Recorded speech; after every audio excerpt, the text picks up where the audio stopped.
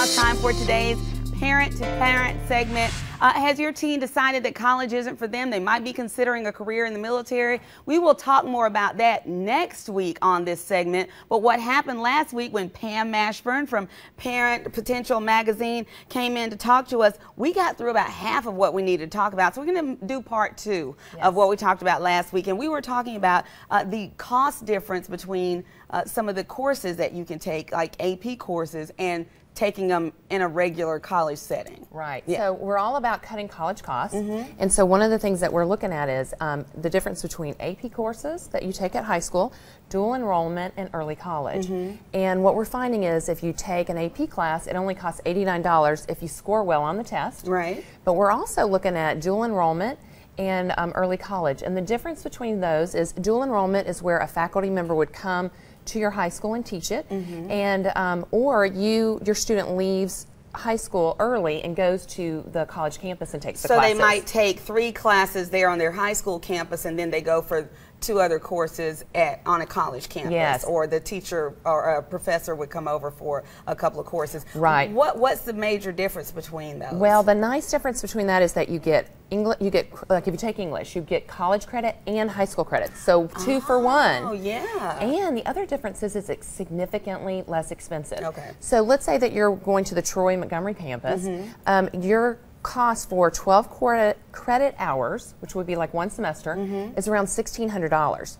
Now, if you go to like University of Alabama or Auburn, you're talking $10,000 to $11,000 for the same amount of college credit. In fact, I just got numbers this morning that there were 12,000 college courses taken by high schoolers in Alabama this year. Well, and so then that's a lot. That, if you wanted to, say, take the dual enrollment with Troy Montgomery, and then you wanted to transfer, those would transfer to those bigger schools if you decided to do that after you graduate. And even so it's really a Faulkner win-win. has it. Yeah, Faulkner has it $99. You know, it's a win-win. It's a win-win. We got through most of that. So what are we going to talk about now? So why would you want to do that? I think there's some really good reasons other than financial. One is you get to try out college.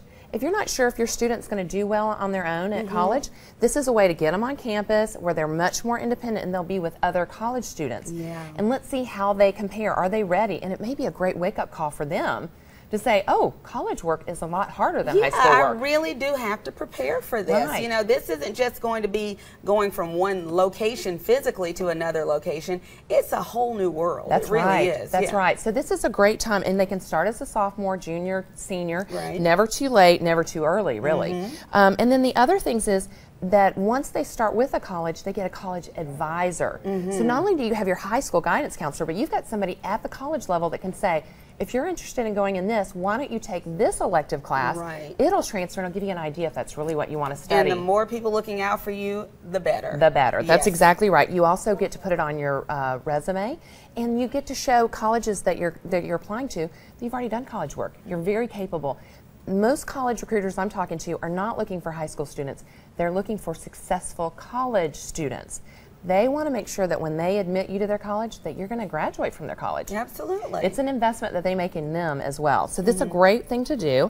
And it's also another way to explore some different coursework that might not be available at your high school. Right. Well, those are great reasons, along with the financial piece. That's right. which most parents, especially during these trying financial times, that's one of the first things you really have to consider. You really do. Right. First step, go talk to your high school guidance counselor and ask them, if they don't have dual enrollment, ask them to start working with some community colleges nearby. So. And that's always a good place to go. Also, another great source of information, Potential Magazine. And where can we get these? Anywhere you find parents and teens. The schools are a great location. We also have it doctors' offices, hair salons, anywhere that you're going to find magazines, you're going to find Potential. A lot of great information in this, and from the editor, publisher. And Pam, thank you so much for coming in. And next week, we'll be talking about maybe taking a different route.